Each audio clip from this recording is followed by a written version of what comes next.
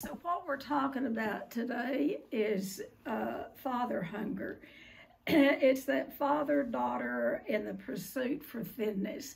This was written, it's a book, Father Hunger, Father-Daughters in the Pursuit of Thinness. This book was written in 1991 by Margot Main.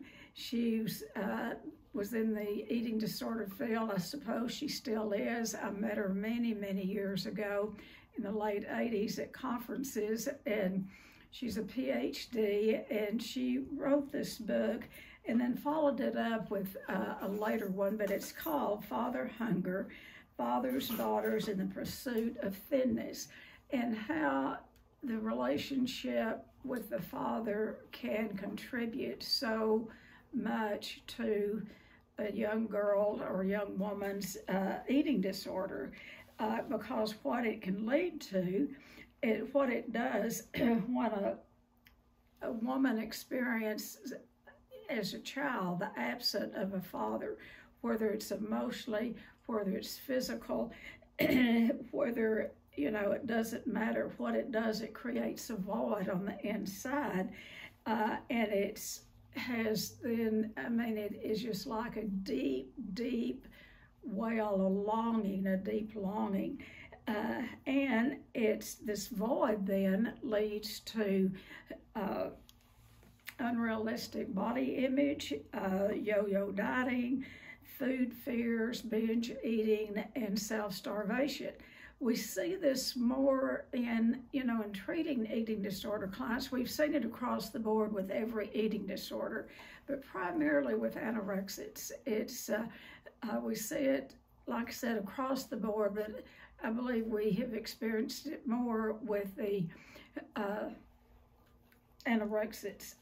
And so if you have a real interest in the subject, I would suggest you get Margaret, let me see her name again, Margot Main. She's a PhD, and she wrote the book. And not everything that I want to talk about came out of her book. There's been a lot of research since then, but that's a good beginning. She was the first one that I know of that had started talking about father hunger along with eating disorders and how it affects women with eating disorders. So, what is father hunger? Gosh, I don't look very good in these, but anyway, these don't look too good on me, but I got to have them. All righty, so what is, I'm not vain or anything, so anyway, what is father hunger? It's a lack of significant fathering due to death, the emotionally unavailable, or desertion, and the child's yearning for this father often throughout their lifespan. Their entire life, they have that longing, that deep longing for a father. And so sometimes women, and we get a lot of them here, that have what we call father wounds. And it is any type of injury to a child that is verbally, emotionally, physically, or sexual abuse from the father. It leaves a lifelong effect. The wounds go deeply. And so that's what has to be treated, and you keep treating it, particularly with any form of abuse, but particularly with sexual abuse. It goes much deeper than if a child was, abused at school or abused by a neighbor, or abused by a stranger. As bad as that is, and horrible as that is, it doesn't compare to the sexual abuse from a father, or any form of abuse from a father. And it does affect, creates those lifelong wounds. And so how the father leaves matters. How they leave matters. And the way that they leave, one is through death. The father dies. Another one is desertion. They just go off and leave the family, but the child feels like they've gone off and left them. You know, children are the most self-centered little creatures in the world, and anything that happens outside themselves, they take inside. They think they either caused it or that it's about them. And so when a father deserts the family, the child will take that on a lot of times and feel guilty for that. It's something that they did. Number 3 is divorce. And there can be, people can divorce and they can still have an active father relationship, but it still is leaves a big mark on the child. And then the 4th one, which probably needs to be at the top, is when a father is legally removed from the home because of sexual or physical abuse. Now, the one that is the easiest, that is death, desertion, divorce, or abuse. The one that is much easier, and I didn't say easy, but much easier for a child to get past is death. On a certain level, children, even little children, can be told about death in a way that is age appropriate. And it's much easier for a child to accept the death of a parent than desertion or divorce, or having, you know, when a parent, a father has to be removed from the family because they have sexually or physically abused the child. So many times, and I know this does not make sense, but so many times the child will blame themselves. The child will blame themselves. And, you know, when there's a shortage of money, or when their, you know, mother is distraught, or whatever happens, the child many times will take on the blame. And this is what creates that hole in the soul more and more and sets them up for eating disorders. Creates a hole in the soul. And so other ways that fathers leave, one of them is workaholism. They can be in that home all the time and still emotionally leave the child. And what we find, and you know, we've been doing this 35 years, and you know, we've treated a lot of different types of people that have come from every family situation. And what we see, the ones that have the deepest wounds sometimes, it's not even the sexual wounds. It's this abandonment when the father is in the home. It's the neglect, the abandonment that is experienced. And then you couple that with sexual abuse, and so that is huge. But I'm talking now about workaholism. You know, workaholism, and we see it more. This is why I kind of clarified we've been doing this 35 years, and we've treated a lot of different people from this types of backgrounds. Ministers' daughters are at the top of the list. There's a lot of neglect and abandonment with ministers' children. Now, it looks so noble from the outside looking in, you know, but let's look, you know, maybe the family is looking forward to a vacation. They're all packed up, getting ready to drive out of the driveway. The father gets a call that there's a death in the church.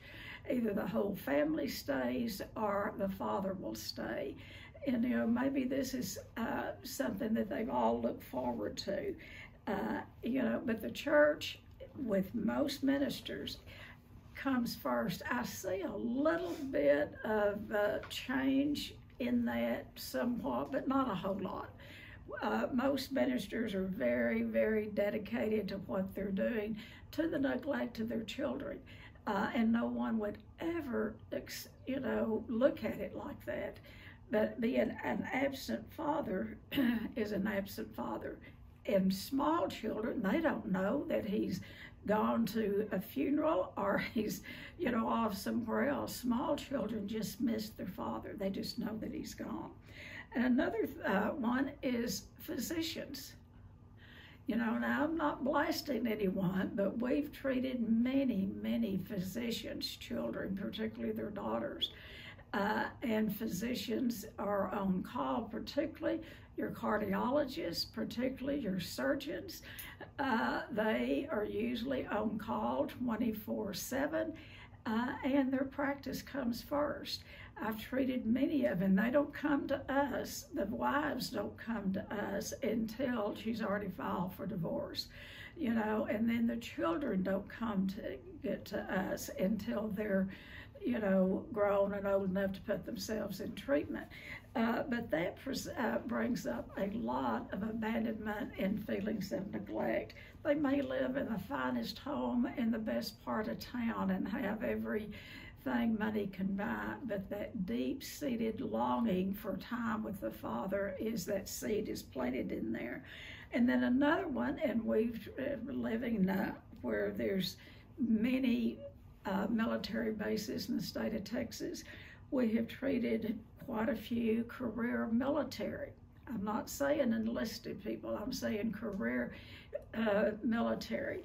Now, I'm not saying everyone, every doctor, every minister, I'm not saying that, but I'm saying the ones that we get. This is a lot of times where the types of vocations that the fathers have. Career military, their focus is on their job. And you talk about focus, they are focused.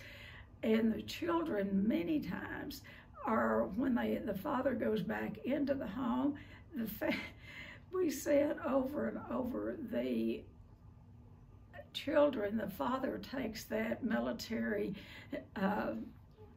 mentality back into the home, and they expect the children almost to line up and salute him.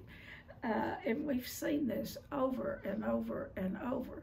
Now, it doesn't affect all children, but it'll affect those children that have a sensitive little heart.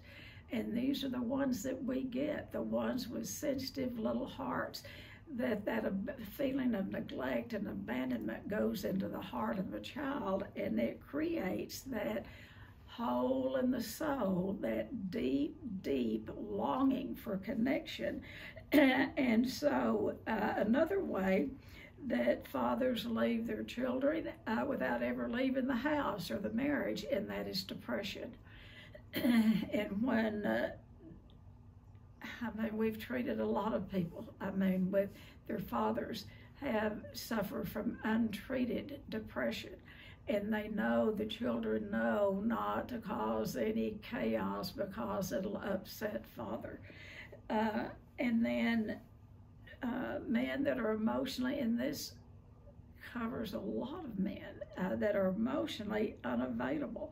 They're preoccupied with something else, with football on TV, with friends, whatever, boys in the family, whatever, they're preoccupied. And then the other thing is addiction.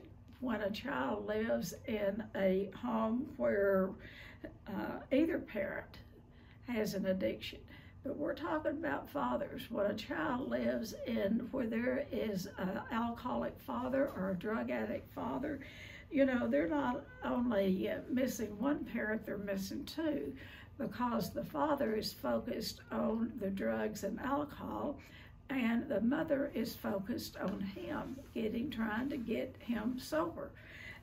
So there's a big missing for both parents then. And then another one that I wanted to mention that I had failed to put out here is when a father is physically ill.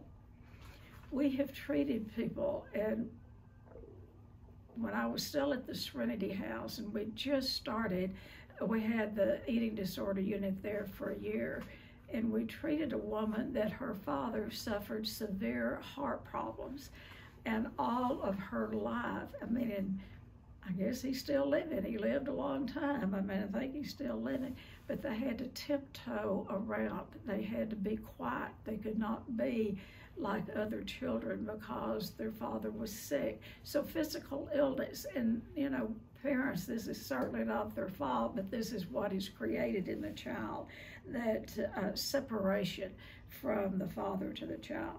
So what happens then as fatherless daughters grow up, The father hunger then is manifested by constantly looking for a father. And how they do that is through school teachers, through bosses, through therapists. And this is where you have to be very careful in picking therapists because there can be sick therapists as well as there can be sick school teachers and ministers. And so a lot of times they will seek out a father figure and through their friends' fathers, you know, always seeking that father. Another thing is dating older men. You show me a young woman that dates, and I'm talking about, you know, 10, 15, 20, 30, 40 years older than the daughter, than his wife, more than likely she's looking for a father. So they date older men, and they get into being promiscuous. They get into a lot of sexual acting out, and it really, they are just desperately seeking love. And I'll talk about it a little later, but it does, can many times turn into love and sex addiction. We see it over and over and over, and my friend Sarah is just smiling. She could be doing this better than I could, but anyway, I know who I want to call on. So, fathers and daughters, I'm going to get this right, fatherless daughters then grow up, and what they have is a lot of toxic shame. That shame is given to them in childhood. The perpetrator, and even an absent father, is a perpetrator. Now, they may look so good out in the community, those doctors and those ministers, and out doing God's work and all of that, but they're absent from the family. They're absent from the children. And so what it brings up is that toxic shame in the daughters. There's a feeling of, there's something wrong with me. Why won't my father spend time with me? And it brings up many abandonment issues. And what happens then is they can turn to heavy drug use. You know, any addiction will do. It starts small, and then it can turn to heavy drug use and abuse and alcohol. And another thing is, like I said, is they can find addictive relationships, and they get into addictive relationships, and what we call that is love and sex addiction.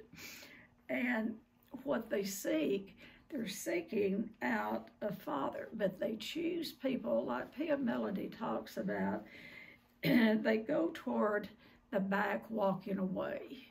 They choose people that are not available to be with.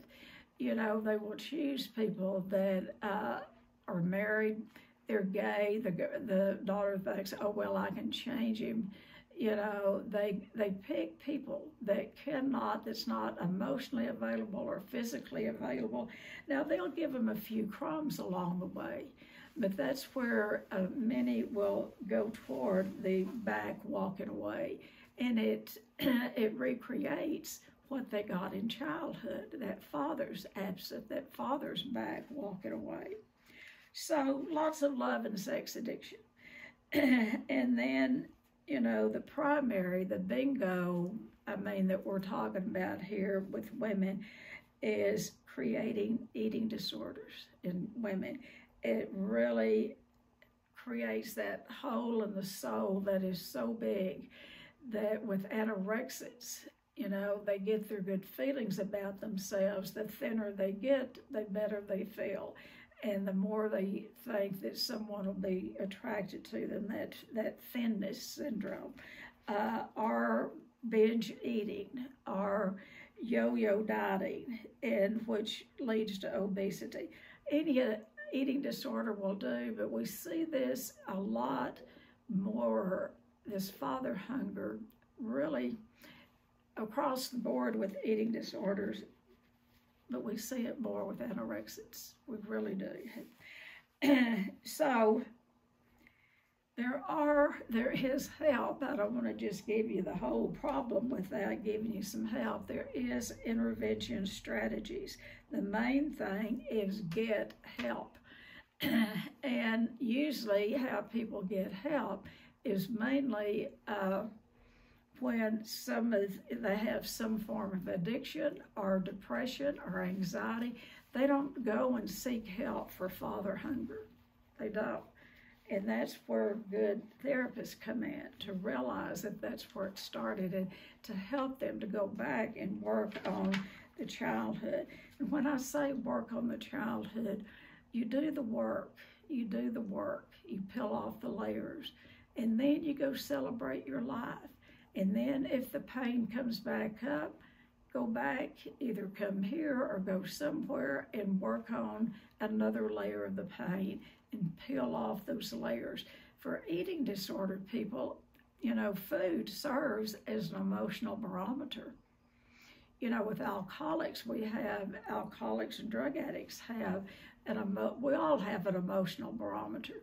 But for drug addicts and alcoholics, that those feelings come up, and it tells the brain, if they have the brain of an alcoholic, it tells the brain, go get a drink, go use drugs, you will feel better.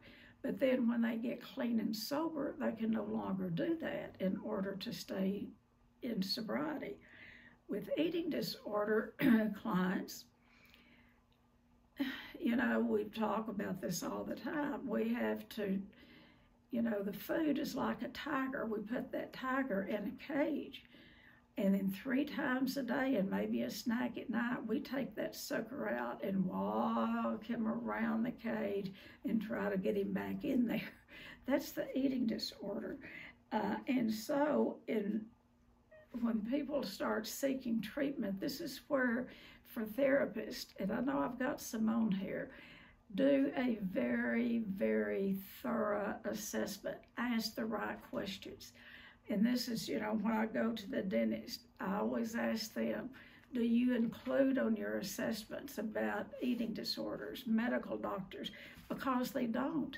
They do not include eating disorders that I have seen. They'll talk about drugs and alcohol, but majority of the health professionals put 0 on about eating disorders. Even, I'm going to a cardiologist, and I've already raked him over the coals. Why isn't there something on your assessment about eating disorders? So he says he's going to change it. I hope he does. So for those of you that see doctors and dentists, lovingly ask them if they'll start including that, because that could be the very key that could help someone get help. Dentists see the bulimia before anyone else does in working with their teeth. All right, so, interventions, get help. One, and this is what I was talking about, good therapist, and go and, so this is where talk therapy comes in. Now, I just listed this randomly as it came to my brain, but really to start with a good therapist that does talk therapy, really to get your story straight. But once you get your story straight and you tell your story, and I'm not faulting therapists, but some therapists will keep people sitting in their chair for 10 friggin' years talking about their story. You can get past your story, but talking about it keeps it stirred up and it keeps you in your story. But go to a good talk therapist, get your history straight, and they may not refer you anywhere else. Refer yourself somewhere. Because the next thing, and like I said, I don't really have this in order, but another thing that is needed is deep grief work. There is a loss.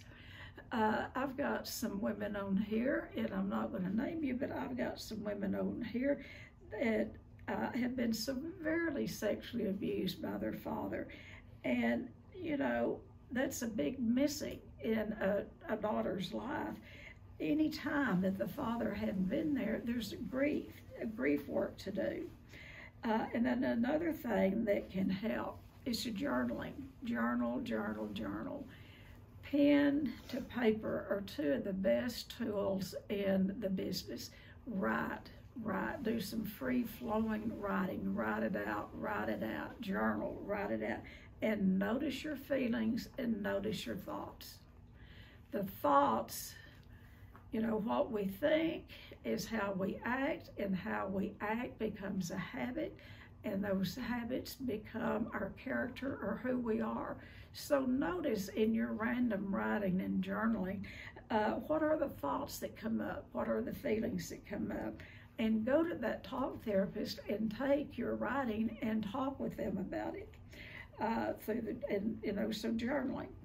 And then involve yourself in activities that increase your confidence.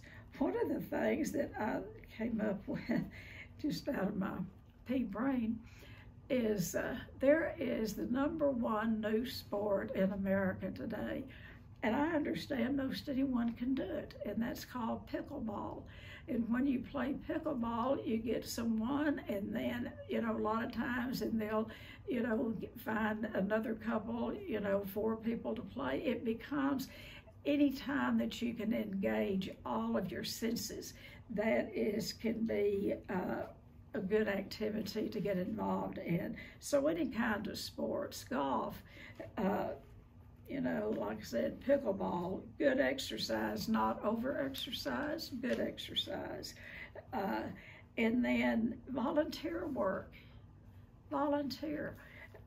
Go to your schools and see if there's a need to come read to kids. Do something to get out of yourself and help someone else. Another thing is you might want to go back to school yourself. And maybe either get a career or change your career. I'll tell you, when people have suffered from a lot of abuse, particularly sexual abuse, it's almost like their life goes on hold. And as they recover and as they do the work, the hard work, and peel off those layers and peel off the layers, you are abusing yourself if you don't work past the abuse and get a life. Don't keep blaming what happened to you. What's happened, how your life is today. Don't blame it on your past. Absolutely, if you've had abuse of any kind, work on it. Work on it until you can talk about it like news, weather, and sports. But after a while, leave the past in the past. We take people back to their past, and we do a lot of different types of work to release the shame and anger work, a lot of physical work with our clients, because the issues are in the tissue. So we do a lot of different types of hands-on work with the clients. Other than just the talk therapy, they do a lot of writing, and hopefully they've done the talk therapy before they get here. So, but at some point, you're going to have to look back at the past and say, that shouldn't have happened to a dog, let alone a child. And look at it and say, okay, so what that happened? Now what? And bring it up to the present day. And know in our adult life, we are responsible for the good in our life, and we're responsible for the bad in our life. We cannot keep blaming our sorry state of affairs on our past. Now, work on the past, take as long as you need to, but as long as you stay there, it's going to have a hold on you. So, I got, there I go, I get to preaching. Okay, so number 5, affirmations. We're big on affirmations. The brain is the most magnificent computer ever built. And so affirmations, and it can, we recommend in writing 50 simple affirmations out. 50. Looking in the dark part of your eye 5 times a day and read off those 50 affirmations. and that takes just a short while. Do that for 2 weeks, and those affirmations are going to be pretty much planted in your brain. Do it for 2 weeks, 5 times a day, and then continue with some affirmations every day. Because you're not what you think you are. You're really not what you think you are, but what you think you are. So you're going to have to change your thinking in order to feel good about yourself. So outpatient treatment is good unless you have an active